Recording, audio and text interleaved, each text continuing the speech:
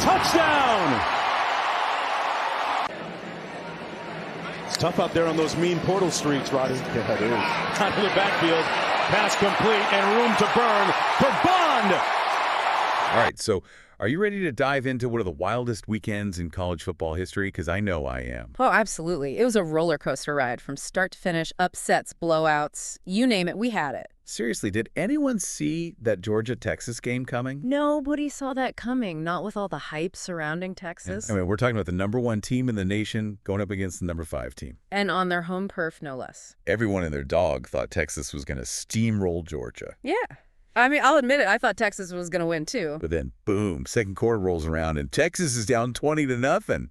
What is going on? It was like watching a completely different Texas team than we'd seen all season. Quinn Ewers, their star quarterback, looked like a deer in headlights out there. 2 interceptions in the first quarter. That's not the Quinn Ewers we were promised. Okay, so picture this. The pressure's on. The crowd's going wild. And Coach Sarkisian makes a gutsy call. He pulls Ewers. And throws in Arch Manning. Yep, you heard that right. Peyton and Eli's nephew. Talk about pressure. Can you imagine the weight of those expectations on his shoulders? The Manning legacy on the line? So did Arch work any Manning magic? Not really. He had a couple of possessions, but couldn't get anything going against that ferocious Georgia defense. That Georgia defense was like a brick wall, man. Mm-hmm. They were all over the field. I mean, they were just relentless, forcing turnovers, shutting down the run game, you name it. One of the articles mentioned Jalon Walker's performance. He was everywhere. It was a one-man wrecking crew. But it wasn't just Walker, though. The entire Georgia defense was firing on all cylinders.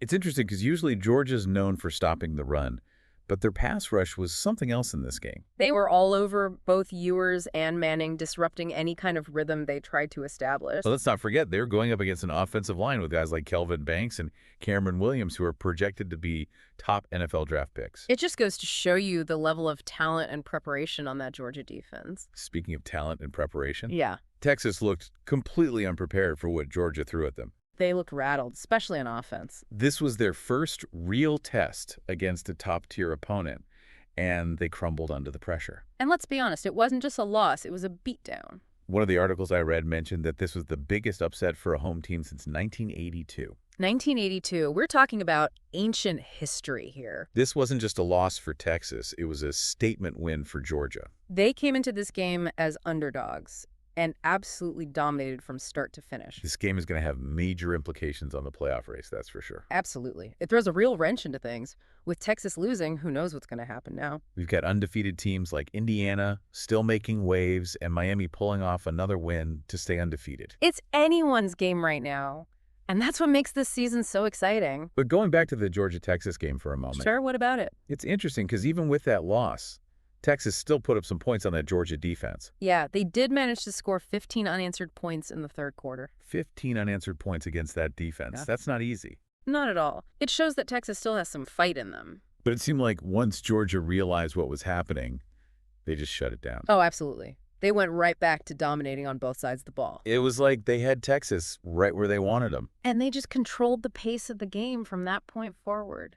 You mentioned earlier how Georgia's known for their run defense, but their pass rush was insane in this game. Oh, yeah, they were all over Ewers and Manning. It's like their defensive coordinator had Texas's playbook memorized or something. It really makes you wonder what Texas could have done differently. I mean, Yeah. to be completely out-coached like that on national television, that's got to sting a little bit. Speaking of coaching, Yeah. I've got to ask about Carson Beck's performance. He threw 3 interceptions. 3 interceptions. Yeah, 2 of them in the first quarter. I mean, that's not exactly the stat line you want to see from your starting quarterback. Especially against the #1 team in the country. Right. You would think those turnovers would have been disastrous. But Georgia's defense bailed him out time and time again. That's the thing about this Georgia team. They just find a way to win, even when things aren't going their way. They don't panic. They don't get rattled. They just keep playing their game, and it usually works out for them. And Beck did have some good moments, too. He threw for 175 yards and a touchdown. Yeah, and we can't forget about their running game. Trevor Etienne had a monster game. 3 touchdowns on the ground.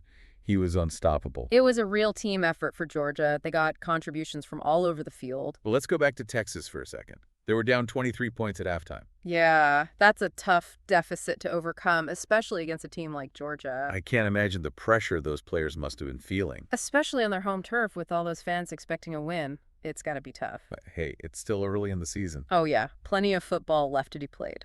This game doesn't mean Texas is out of the playoff race by any means. Not at all. But it does show that they have some work to do if they want to compete with the best of the best. Absolutely. Yeah. But you got to feel for Arch Manning being thrown into that situation. Oh, yeah. Talk about a tough spot for your first real taste of college football. The Manning name comes with a lot of pressure. Yeah, but he's got the talent and the pedigree. This game was a learning experience for sure. Absolutely, he'll bounce back. So if Texas can't handle the pressure of being number one, who can? That's the million-dollar question, isn't it? This season has been full of surprises. Yeah, we've got undefeated teams that nobody saw coming. Upsets galore. It's been a wild ride. And we're just getting started. That's the beauty of college football. You never know what's going to happen week to week. That's why we love it. Absolutely. Well, folks, that's all the time we have for today's deep dive. It's been a pleasure breaking down all the action with you. As always, thanks for listening, and we'll catch you next week for more college football madness.